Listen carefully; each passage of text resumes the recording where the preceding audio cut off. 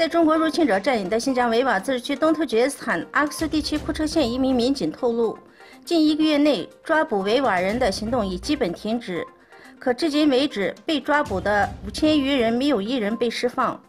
有的被抓捕时间已长达2年以上。这些人员的身体状况如何，何时释放都没有明确的任何信息。美国今年7月宣布对从中国进口的2000亿美元商品加征关税。8月2日，美国再次宣布计划对这些商品的税率从10%提高到25%。中国决定进行报复。财政部8月3日宣布，将对价值约600亿美元的进口美国商品加征关税，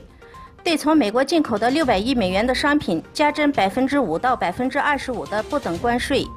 根据官方数据显示，去年中方从美国进口商品总值约1300亿美元。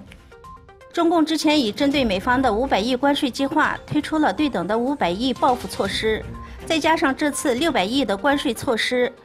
这意味着接下来中方只剩下200亿美元进口商品的可加税空间。中共政府已无力对美国实施对等的反制措施。哈萨克族沙伊古里因被哈萨克斯坦的一家法院指控为非法入境，被哈萨克斯坦警方逮捕。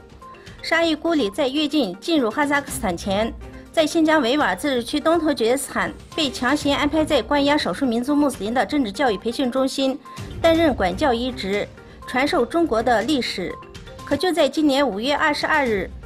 基于良知，他设法逃离了中国，进入了哈萨克斯坦。8月1日，哈萨克斯坦法院对其进行了开庭审理。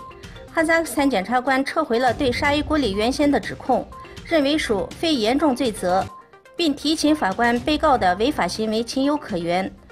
认罪态度良好，念及家中有幼子，建议当庭释放。法官采纳了检察官的建议，最终被判处6个月的缓刑，当庭释放。他的律师表示，如果他被遣返中国，将面临被拘留和酷刑折磨的可能。由于特朗普的零容忍政策，美国与墨西哥边境的数千名儿童不得不离开家人。可是生活在收容中心的一些移民儿童经历着戴手铐、被殴打、被误导服用毒品等非人的待遇。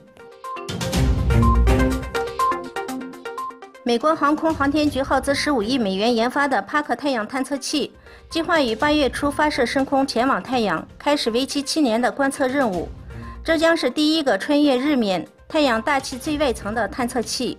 最终抵达距离太阳表面仅610万公里的位置，是迄今为止人类航天器最接近太阳的地方。帕克探测器此行将帮助人类解答一些关于太阳悬而未决的重大问题。